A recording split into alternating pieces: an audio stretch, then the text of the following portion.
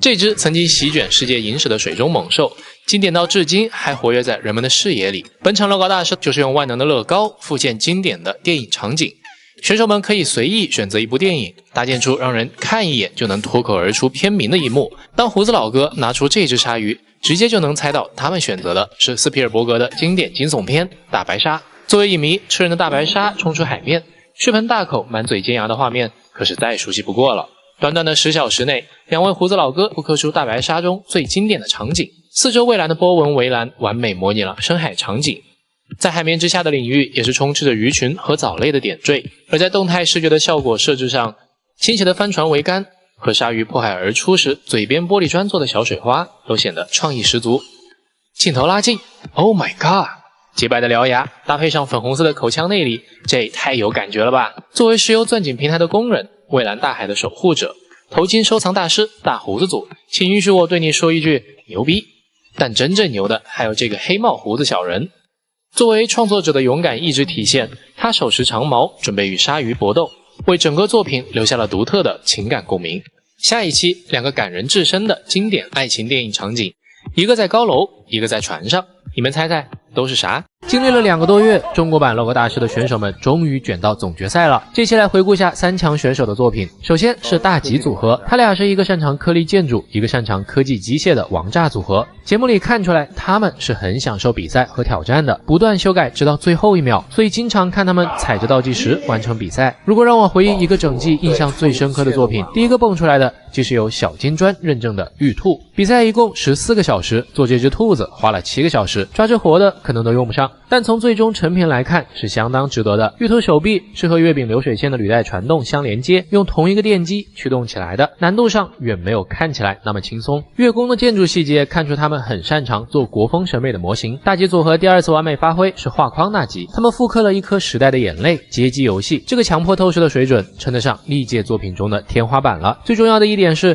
机械部分没有用遥控器，而是摇杆本身驱动，代入感直接拉满。唯一的遗憾是作品掩盖了题目本身，给画框撤走好像也没啥影响。第8集中的盘古刷新了模型信息量的记录，盘古一斧子劈开混沌，阴阳之气分别形成了天和地。盘古死后，双脚化成了山川，左眼孕育成了太阳，右眼化作了月亮，经络血液流成了江河湖海。想用颗粒塑造出抽象的混沌，虚实结合的意境，需要强大的审美支撑。这座盘古开天是绝对的艺术品。第9集又到了他们的主场，憋了好几期，终于可以做国风建筑了。悬崖插件的造型是整个作品的精髓，这个连接处咬得相当稳，负责科技的小哥发力到位啊。另一位建筑大佬也是用了一个大胆却没有违和感的配色做4关。这种互补型的选手放进自由发挥的总决赛里，不知道能诞生什么样的神作，太期待他们周5的作品了。3强中的第2组是搬砖兄弟，兄弟俩原本想着每比一场就设计一套队服，看看最终能走到第几场，结果居然比到了总决赛。他们也是经常以这种细节和创意取胜。第1集我们去到片场，台上最显眼的就是这个月宫站，他们用岩浆底板做了一个有着熔岩蹦极和火山烤鸡项目的风景区，创意上直接顶格。然后在第6集的画框里，接着修了一把机械，青蛙眼球和舌头，小孩手里的鱼竿，他们绝不放过任何一个能动的部分。人物的造型也是用最少的零件表达出最多的情绪。后面这个空中滑板就更厉害，他们选择了之前没有尝试的大型人物，腰部是用科技件做连接，然后再贴片装饰，围巾飘动的曲线真正的将作品定格在了空中。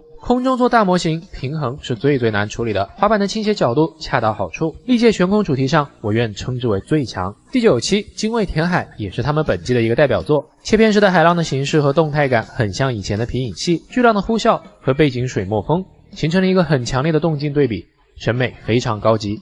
半决赛悬崖主题，他们选择了武侠题材，红蓝配色的4关建筑，两边是用了孙悟空机甲的不斗篷零件，下面用人仔讲述了一个练武的故事，前面的桥采用了横架结构，让延伸部分更长更稳，最后更是以2.33米的模型长度拿下冠军，直通总决赛。搬砖兄弟所有作品捋下来，从创意到技术，造型到机械，基本没有偏科的部分，技能点都点满了，只要总决赛稳定发挥，争夺冠军非常有希望。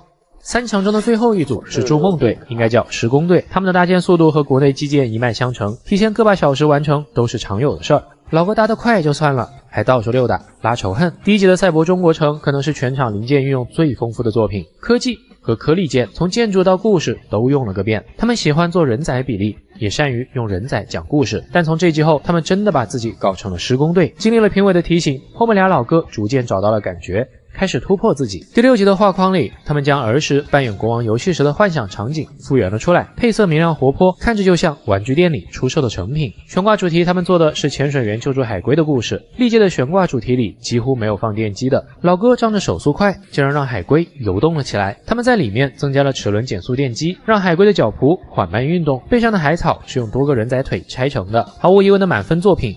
最后也是拿下了冠军。悬崖主题里，他们选择了鹊桥的故事，将人物巧妙地处理成了方头仔形象，色彩明亮的七彩祥云放在侧面，既填充装饰，又不会喧宾夺主。喜鹊是由翅膀零件和几个黑白小颗粒组成，简单巧妙地落在鹊桥上，后面的国风建筑对他们来说更是手到擒来，从头至尾几乎完美的一个作品。最重要的是，他们的搭建和试错速度都极快，能够充分给创意让路，这在总决赛中是非常难得的优势。一想到马上就要将这3组选手放进同一场总决赛里，这悬念也太强了。这场神仙打架里，到底哪组能拿下乐高大师的头衔呢？这些看着像修车一样的姿势，其实是在搭乐高。选手们要在桌子上下搭出一个2层的作品，简单，就是搭地上和地下呗。那横跨地上地下最有名的东西是什么呢？胡萝卜。金发组的计划很有意思，农夫和兔子正在抢同一只萝卜。Rabbits man, pest. 这里管野兔叫害虫，是因为澳洲有上百亿只野兔，澳洲人为了消灭兔子，轰炸机都用过。这是他们迄今为止做过最大也最难的模型，光农夫就有人半个身子大小。金发组一直热衷挑战难度，也因此他们的搭建就没有顺利过的。But then... Oh, no. Is that you? That's not good, Trent. 但最后总算赶在12个小时内完成了。老农夫正用力拔一颗顽固的萝卜，然而他不知道自己拔不出的原因，其实是地下的一只兔子正在和他抢萝卜。农场旁边禁止兔子的标示是给兔子看的吗？其实这个作品的比例有大问题，兔子就好像被长发老哥那边的地下核废料感染了，赶上半个农夫大了。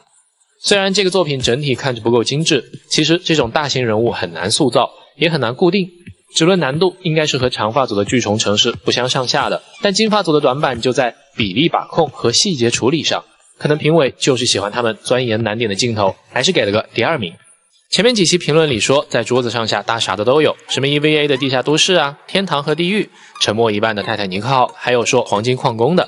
不过这一集的夫妻组还真搭了个挖矿的故事，上面是采矿探险队，他们在考古挖掘矿石的过程中，不小心打开了地下的恐龙世界。Underground, flying. Yeah. Pterodactyls would be above flying through the sky, wouldn't they? 翼龙在地下飞，这个想法还是挺有趣的。然而，正当妻子调整地下世界的模型时 Silly trick. Oh, the Tim, bridge. I broke the bridge. Okay, I'll fix that. You just figure out something else to do. 就问你们学会了没有？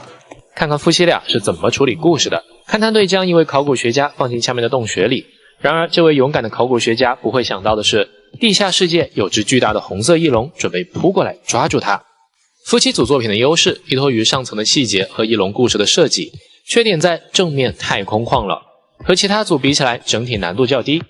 评委其实很喜欢这种细节丰富的作品，实话说总体比金发组搭的好一些，但介于难度上，第2名还是给了金发组。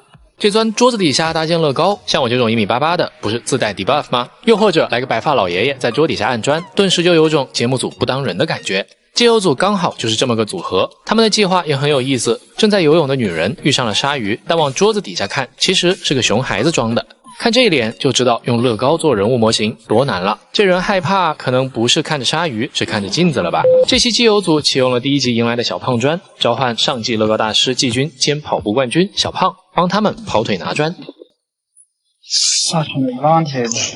12个小时过去了，来瞅瞅成品。这个作品做的最好的地方就是透视，近大远小，拿捏到位。Personally, I think it's one of the best Best things thing we've ever made. 这就